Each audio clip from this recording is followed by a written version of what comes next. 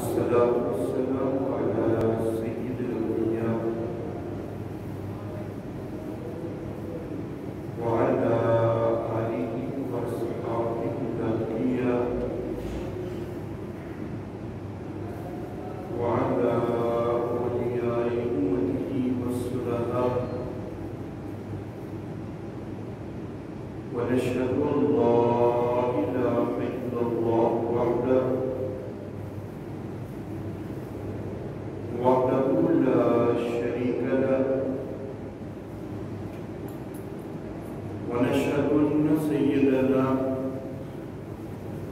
ومولانا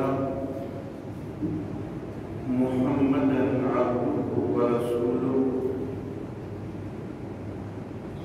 أما بعد قال الله تعالى في القرآن الحكيم أعوذ بالله من الشيطان الرجيم بسم الله الرحمن الرحيم أولم ير الذين كفروا أن السماوات والأرض كانتا رتقا ففتقناهما وجعلنا في الماء كل شيء حي أفلا يؤمنون وجعلنا في الأرض رواسي أن تميد بهم وجعلنا فيها فجاجا سبلا لعلهم يهتدون وجعلنا السماء سقفا محفوظا عن آياتها معرضون وهو الذي خلق الليل والنهار والشمس والقمر كل في فلك يسبحون صدق الله مولانا العلي العظيم وبلغنا نبيه ورسوله الكريم کیا کافروں نے دیکھا نہیں ہے کہ آسمان اور زمین اکٹھے تھے پھر ہم نے ان کو جدا جدا کر دیا اور ہم نے پانی کے ساتھ ہر چیز کو زندگی دے دی تو کیا یہ ایمان نہیں رکھتے؟ اور ہم نے زمین میں بوجھ قائم کر دیے کہ ان کو لے کے جھک نہ پڑے اور ہم نے اس میں کشادہ راستے بنا دیے تاکہ وہ راہ پا جائیں اور ہم نے آسمان کو محفوظ چھت بنایا اور وہ ہماری آیتوں سے اعراض کرنے والے ہیں وہی ہے کہ جس نے رات کو اور دن کو اور سورج کو اور چاند کو پیدا کیا ہر چیز اپنے مدار میں تیر رہی ہے حضرات محترم 17واں سپارہ ہے سورۃ الانبیاء ہے کہ جس کی آیت نمبر 30 سے آیت نمبر 33 تک میں نے تلاوت کی ہے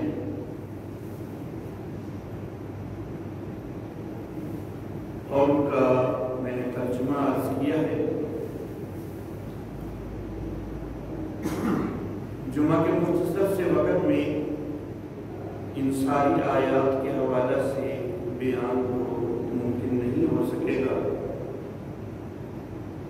لیکن بہرحال جتنا بیان آج ہو سکا انشاءاللہ آج ہوگا اور زندگی رہی نصیحت رہی، اللہ رب العزت نے ہمت اور توفیق عطا فرمائی، بقیہ انشاءاللہ آئندہ جمعہ میں بیان ہوگا۔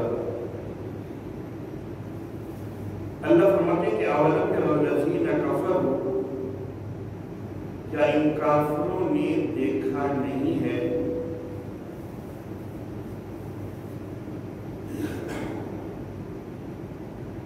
کس چیز کے متعلق اللہ فرما رہی ہے؟ آگے مختلف چیزیں اللہ نے ذکر کی ہیں، ان میں سب سے پہلی چیز اللہ نے یہ ذکر فرمائی ہے کہ آسمان اور زمین اکٹھے تھے، ہم نے ان کو جدا جدا کر دیا۔ یہ سب سے پہلی چیز اللہ نے فرمائی ہے۔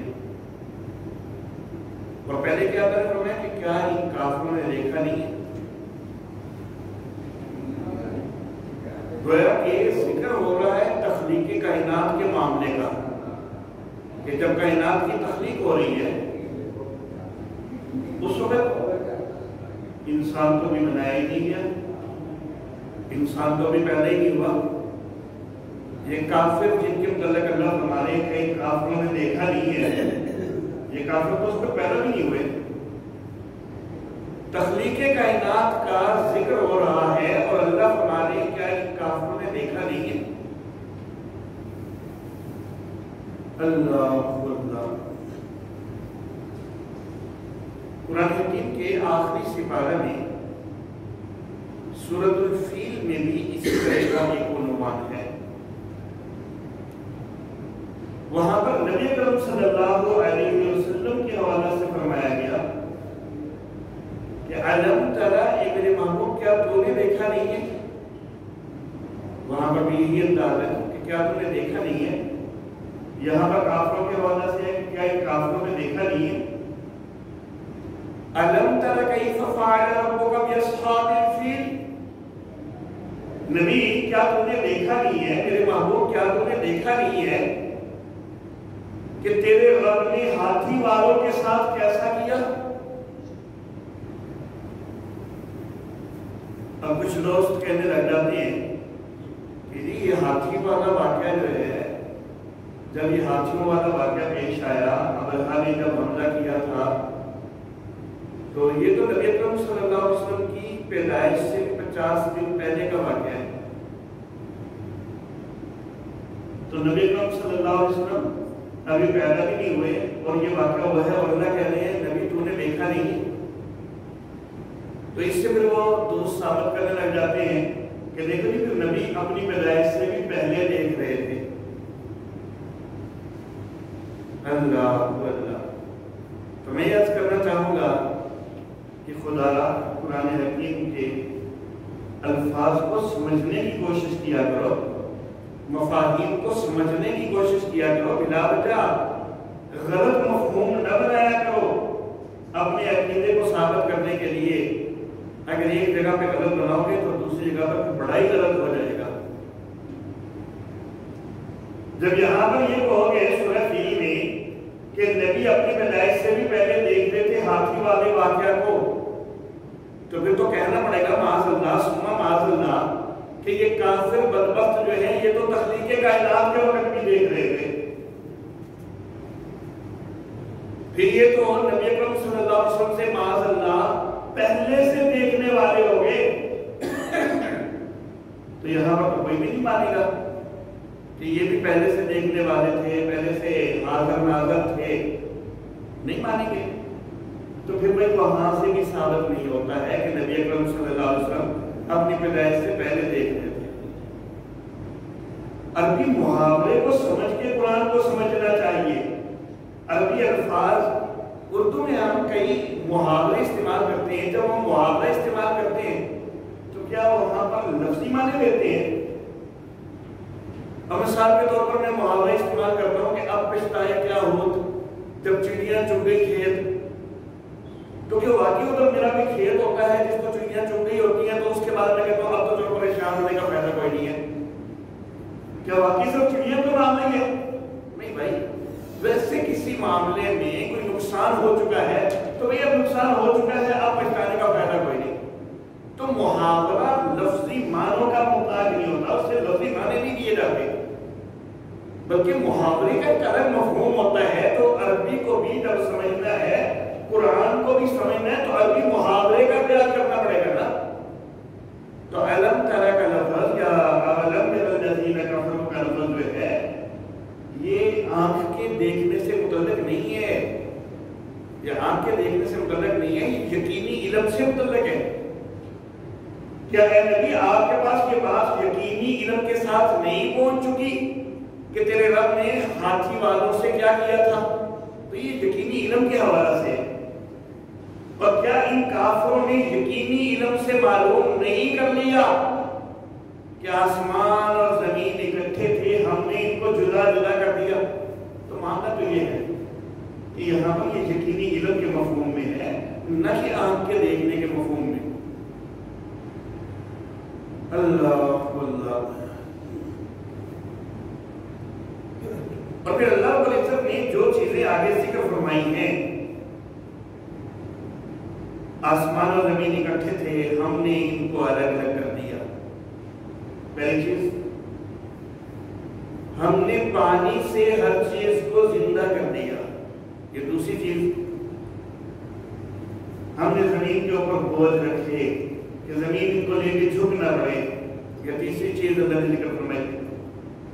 ہم نے زمین میں کشادہ راستے بنا دیے تاکہ وہ راہ پا جائے. یہ چوتھی چیز ذکر فرمائی. ہم نے آسمان کو محفوظ چھت بنایا.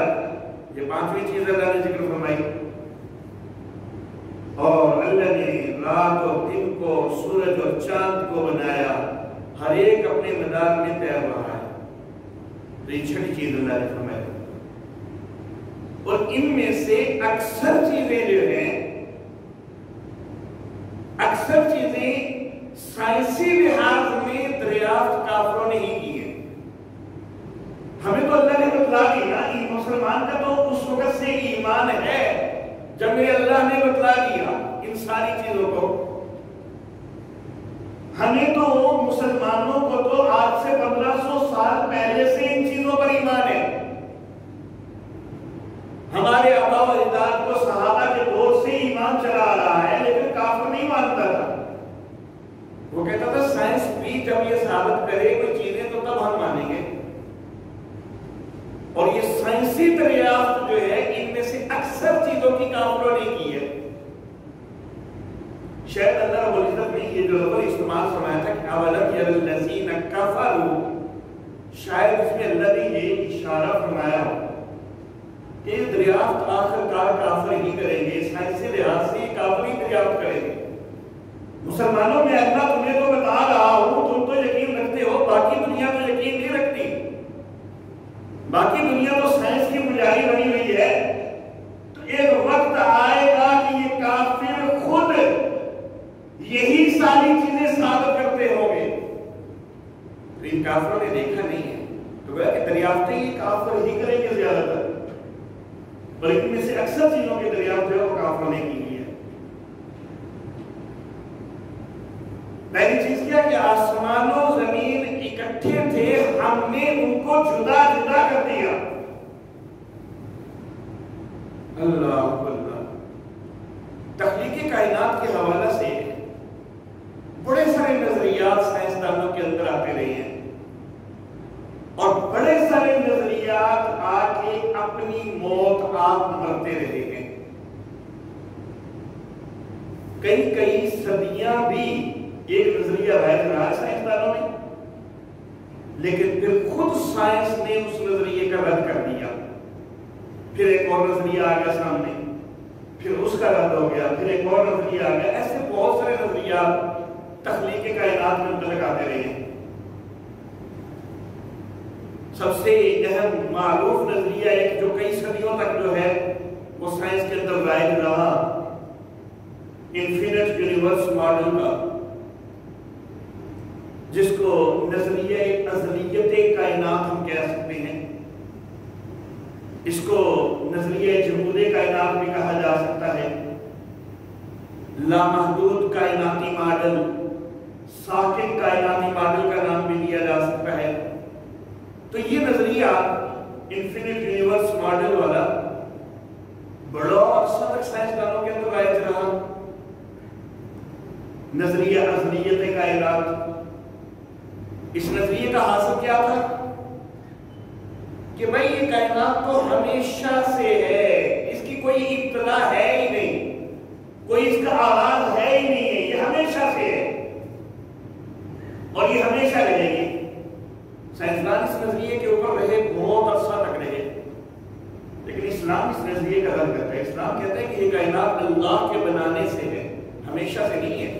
ایک وقت تھا کہ یہ عدم تھا، کچھ بھی نہیں تھا، پھر اللہ وجود میں لائے، تو یہ عدم سے وجود میں آئی ہے، یہ ہمیشہ سے نہیں ہے اور یہ ابد تک بھی نہیں ہے، بلکہ اس کی ایک انتہا ہے۔ قیامت والے دن یہ کائنات کا نظام درم برم ہو جائے گا، ختم ہو جائے گا، پھر اللہ ایک اور نظام قائم کریں گے۔ یہ والا نظام ابد تک نہیں چلے گا، لیکن نظریہ ازلیت کائنات یہ کہہ رہی تھی کہ یہ کائنات ہمیشہ سے ہے، ازل سے ہے۔ ایک طویل عرصہ تک سائنسدان اس نظریے کے حامی رہے، لیکن پھر آخر کار خود سائنسدانوں میں آوازیں اٹھنی شروع ہو گئی کہ بھائی اس کا ثبوت نہیں ملتا کہ یہ ہمیشہ سے ہے، اس کا ثبوت نہیں ملتا ہے کہ یہ ہمیشہ سے ہے۔ آہستہ آہستہ یہ نظریہ رد ہونے لگا۔ پھر اور بھی کئی نظریات آئے، ان میں سے ایک اور معروف نظریہ جو تھا اس کو چاؤس تھیوری کہتے ہیں، اس کو ہم نظریہ انتشار کا نام دے سکتے ہیں۔ یہ نظریہ بھی کافی عرصہ رہا کہ ایک بے ترتیب سا انتشار ہوتا ہے چیزوں کا، بے ترتیب سا انتشار ہوتا ہے اور اس سے کچھ نہ کچھ ترتیب خود بخود بن جاتی ہے۔ تو یہ کائنات بھی اسی طرح ایک انتشار سے بنی ہے اور کوئی نہ کوئی تھوڑی بہت ترتیب اس میں لگ گئی ہے، حقیقت میں بے ترتیبی ہی ہے۔ یہ نظریہ چاؤس تھیوری یہ بھی بہت عرصہ تک رائج رہا، ایک طویل عرصہ تک، لیکن آہستہ آہستہ یہ نظریہ بھی ختم ہونے لگ گیا۔ خود سائنسدان اس کا رد کرنے لگے، کون سی بے ترتیبی، آج کائنات کے تو ایک ایک ذرے کو دیکھے تو بڑی ترتیب نظر آتی ہے، پوری کائنات کا مشاہدہ کر کے دیکھو، ہر چیز ایک ترتیب سے ہے، ایک توازن سے۔ تو یہ نظریہ بھی آہستہ آہستہ ختم ہونے لگ گیا۔ اللہ اللہ، تو بہرحال اس طرح نظریات آتے گئے، مٹتے گئے، یہاں تک کہ قریب دور میں سائنس بگ بینگ تھیوری پہ پہنچی، نظریہ انفجار عظیم۔ وہ نظریہ کیا کہتا ہے کہ پوری کائنات کا مادہ اکٹھا تھا اور پھر وہ ایک دھماکے سے پھٹا۔ اور میرا اللہ کیا کہہ رہا ہے کہ ان السماوات والارض كانتا رتقا ففتقناهما، کہ آسمان و زمین سارے اکٹھے تھے، ہم نے ان کو جدا کر دیا۔ بگ بینگ تھیوری آخر اس نظریے پہ پہنچی۔ اب آ کے سائنسدان اس نظریے کو ماننے لگے کہ ساری کائنات کا مادہ اکٹھا تھا اور پھر وہ الگ الگ ہوا، جدا جدا ہوا۔ اللہ اللہ۔ پھر سائنسدان ایک مزید بات یہ بھی کہتے ہیں کہ یہ جو ساری کائنات کا مادہ اکٹھا تھا اور پھر پھٹا ہے، تو اس پھٹنے کے بعد یہ وسیع سے وسیع تر ہوتا چلا جا رہا ہے۔ اس کے اندر ہر دو اکائیوں کے اندر آپس میں دوری پیدا ہو رہی ہے، وسعت پیدا ہو رہی ہے۔ یہ سائنسدان اب کہہ رہے ہیں، اور میرے اللہ رب العزت نے 1400 سال پہلے ہی انسانیت کو بتلا دیا تھا۔ سورہ ذاریات میں اللہ رب العزت نے ارشاد فرمایا، اللہ اللہ، سورہ ذاریات ہے، سورت کا نمبر 57 ہے اور آیت نمبر نمبر 47 اللہ فرماتے ہیں وَالسَّمَاءَ بَنَيْنَاهَا بِعَيْدٍ وَإِنَّا لَمُوسِعُونَ، آسمانوں کو ہم نے ہاتھوں سے بنایا اور ہم ان میں وسعت دیے جا رہے ہیں۔ اللہ نے بہت پہلے بتا دیا تھا، سائنس اب اس کو ماننے پر مجبور ہونی شروع ہو گئی۔ سائنس نے اب اس کو مانا، ایک دھماکے سے مادہ پھٹا ہے اور پھر اس میں مسلسل وسعت آ رہی ہے، مسلسل وسعت آ رہی ہے۔ دونوں ہی قاعدے قرآن حکیم نے بہت پہلے بتا دی۔ اللہ اللہ۔ اب پھر ایک تیسری چیز کی طرف آتے ہیں، مادہ اکٹھا ہے، پھر اچانک پھٹتا ہے، پھٹ کے وسیع ہوتا جا رہا ہے، وسیع ہوتا جا رہا ہے، وسیع ہوتا جا رہا ہے۔ یوں سمجھے کہ ایک ویڈیو سین ہے، ایک مادہ ہے، پہلے اکٹھا ہے، پھر وہ پھٹا ہے، پھٹ کے وسیع ہوتا جا رہا ہے، وسیع ہوتا جا رہا ہے۔ اب اس ویڈیو کو ذرا ریورس چلائیں، ذرا الٹا چلائیں تو پھر کیا ہوگا کہ پھیلاؤ آہستہ آہستہ سکڑتا جا رہا ہے۔ اگر اسی ویڈیو کو الٹا چلائیں تو یہ ہوگا نا، ابھی تو یہ نا پھیل رہا ہے، اگر اس ویڈیو کو الٹا چلائیں تو یہ سارا سمٹ رہا ہے، سمٹ رہا ہے، سمٹ رہا ہے، سمٹ رہا ہے، سمٹ کے ایک جگہ اکٹھا ہو گیا ہے۔ اب کتنی جگہ میں اکٹھا ہوا ہے؟ سائنسدان کہتے ہیں کہ کیا ہم کوئی محدود نشاندہی کر سکتے ہیں کہ ساری کائنات کا مادہ وہ کتنی جگہ میں اکٹھا تھا؟ کیا ہم کہہ سکتے ہیں کہ وہ لاکھوں کلومیٹر تھا؟ وہ کہتے ہیں کہ اگر ہم کوئی حد مقرر کرتے ہیں نا تو امکان ہے کہ نہیں بھائی اس سے بھی تھوڑی جگہ ہو، پھر ہم اس سے چھوٹی حد مقرر کرتے ہیں تو امکان ہے اس سے بھی تھوڑی جگہ ہو، پھر ہم اور حد مقرر کرتے ہیں، امکان ہے اس سے بھی تھوڑی جگہ ہو۔ تھوڑی تھوڑی تھوڑی کرتے کرتے سائنسدان کہتے ہیں کہ امکان ہے کہ یہ سارا مادہ صفر کے نقطہ میں اکٹھا ہو۔ صفر کا نقطہ کس کو کہتے ہیں؟ کہ جس کا وجود ہی کوئی نہیں ہے۔ اگر ایک پین کے ساتھ ایک نقطہ لگایا جائے نا تو وہ بھی صفر سے بڑا ہو گیا۔ صفر اس کو کہتے ہیں جس کا وجود ہی کوئی نہیں۔ تو کہا کہ سائنسدان اس چیز کی طرف آگے کہ عدم سے وجود میں آ رہی ہے۔ وہ جو اکٹھا تھا تو ایسے عدم کی کیفیت میں اکٹھا تھا، پھر وجود میں آ کے پھیلنے لگ گیا، صفر کے نقطے سے پھیلا۔ اور میرے اللہ کیا فرماتے ہیں کہ بدیع السماوات والارض، بدیع اسی کو کہتے ہیں کہ جو عدم سے وجود میں لائے، کہ اللہ آسمانوں اور زمین کو عدم سے وجود میں لانے والا ہے۔ تو یہ بگ بینگ تھیوری میں آ کر وہ سارے اسلامی حقائق تسلیم کر لیے کہ جو قرآن حکیم نے سینکڑوں سال پہلے بتلا دیے ہوئے تھے انسانیت کو، اور یہ تو انسانیت کو سینکڑوں سال پہلے بتلائیں گے نا۔ اللہ نے تو یہ سارا کچھ ازل سے لکھا ہوا ہے، لوح محفوظ میں تو یہ ہمیشہ سے لکھا ہوا ہے۔ انسانیت کو آج سے 1400-1500 سال پہلے بتا دیا گیا تھا، لیکن مسلم انسانیت تو مان رہی تھی، غیر مسلم ماننے کے لیے تیار نہیں تھے، لیکن آہستہ آہستہ ان کو ماننے کی طرف آنا پڑا۔ اللہ فرماتے ہیں اولم یری الذین کفروا، کیا ان کافروں نے دیکھا نہیں ہے کہ ان السماوات والارض کانتا رتقا ففتقناہما، کہ آسمان و زمین جو ہیں یہ اکٹھے تھے، ہم نے ان کو جدا جدا کر دیا۔ اللہ اللہ۔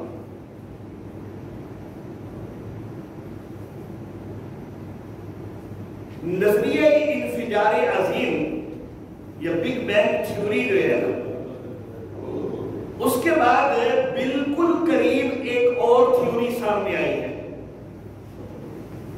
اسٹیڈی اسٹیٹ تھیوری، نظریہ حالت قائمہ۔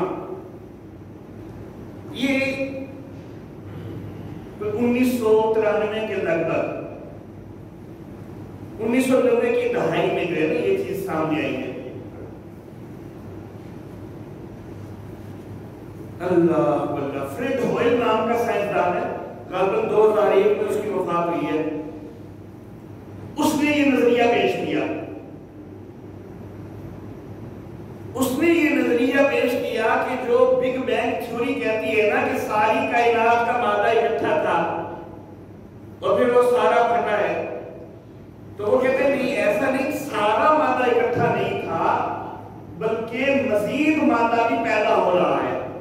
ایک وقت میں کچھ تو تھا جو اکٹھا تھا اور پھٹا، گویا کہ بگ بینگ تھیوری کو رد نہیں کر رہا، اس میں ایک اضافہ کر رہا ہے کہ ساری کائنات کا مادہ اکٹھا ہونا، اس کا وہ رد کرتا ہے، اور وہ کہتا ہے کہ کچھ مادہ تو اس وقت اکٹھا تھا، پھٹا، وہ آج تک پھیل رہا ہے، لیکن وہ مزید کہتا ہے کہ لیکن نیا مادہ بھی ابھی تک بن رہا ہے، کائنات میں نیا مادہ عدم سے وجود میں آ رہا ہے۔ یہ نظریہ نیا نظریہ پیش ہوا ہے، اسٹیڈی اسٹیٹ تھیوری اس کو کہتے ہیں، اور میرے اللہ رب العزت نے صدیوں پہلے یہ چیز بھی ارشاد فرمائی تھی کہ اذا قضى امرا فانما يقول له كن فيكون، سورہ آل عمران کی آیت نمبر 47، کہ جب میرا اللہ کسی معاملے کا فیصلہ کرتا ہے، جب میرا اللہ کچھ کرنا چاہتا ہے تو بس میرا اللہ کہتا ہے ہو جا، تو بس وہ ہو جاتی ہے۔ تو گیا کہ یہ نئی چیز بھی اگر ہم تسلیم کر لیں تو یہ بھی قرآن حکیم کی ایک اور شہادت بنے گی کہ قرآن حکیم نے جو چیز ایک بہت پہلے بتا دی تو اس کی یہ مزید شہادت جو ہے، سائنسی شہادت جو ہے، وہ اب سامنے آ گئی۔ اللہ اللہ، تو گویا کہ سائنس قرآن حکیم کے اس اصول کو بھی ماننے پہ مجبور ہو گئی کہ اَوَلَمْ يَرَ الَّذِينَ كَفَرُوا أَنَّ السَّمَاوَاتِ وَالْأَرْضَ كَانَتَا رَتْقًا فَفَتَقْنَاهُمَا، یہ پہلی چیز۔ نمبر 2، اس کو بھی ماننے پہ مجبور ہو گئی کہ وَالسَّمَاءَ بَنَيْنَاهَا بِعَيْدٍ وَإِنَّا لَمُوسِعُونَ، اس کو بھی مان لیا، اس کو بھی ماننے پہ مجبور ہو گئی۔ اللہ اللہ کہ بدیع السماوات والارض، وہ بالکل نئے سرے سے عدم سے وجود میں لانے والا ہے آسمان اور زمین کو، اور اس کو بھی ماننے پر مجبور ہو گئی کہ جس وقت وہ رب کسی کام کا فیصلہ کرتا ہے تو بس کن کہتا ہے وہ ہو جاتی ہے۔